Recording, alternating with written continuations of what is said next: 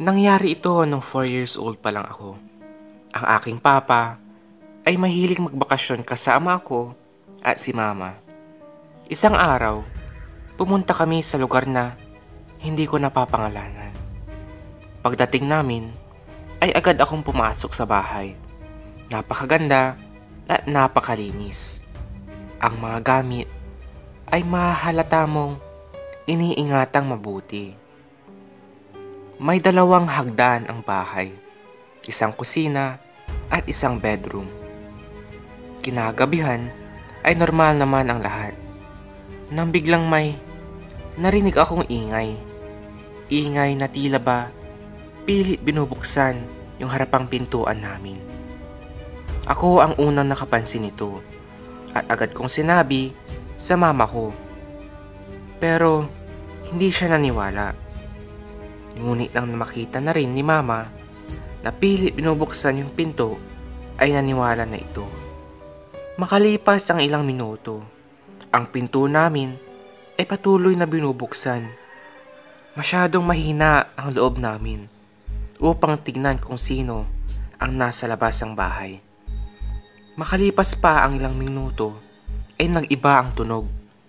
Tila ba gumamit na ito ng bakal upang buksan ang pintuan namin. Nag-iimpake na kami upang makalis agad sa bahay. Pero bago pa man kami umalis, ay tinawagan ni Papa ang mga pulis. Ginamit namin ang pinto sa likod upang makalabas. Buti na lang at sa likod ipinark ni Papa ang sasakyan at hindi sa harap ng bahay. Agad pinaandar ni Papa ang sasakyan at agad-agad umalis.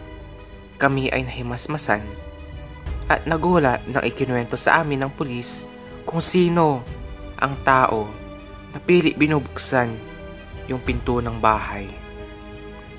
Nang gabing umalis kami, ay dumating ang mga pulis at naglibo sa bahay namin. Nakita nila ang isang lalaki na nasa loob na ng bahay. May hawak itong kutsilyo na napakatalim. Nalaman namin na 5 minuto bago kami umalis ng bahay, ay matagumpay na nakapasok ang lalaki sa bahay at inumpisahan ang paghahanap sa amin. Ang mga pulis ay nabigla sa mga nakitang bangkay sa taas ng aming bahay. Pinagpipiraso ang mga katawan. Napapaisip na lang ako, ano kaya kung hindi kami umalis ng bahay na yon? Malamang isa na kami sa mga bangkay na pinagpipiraso sa taas ng bahay.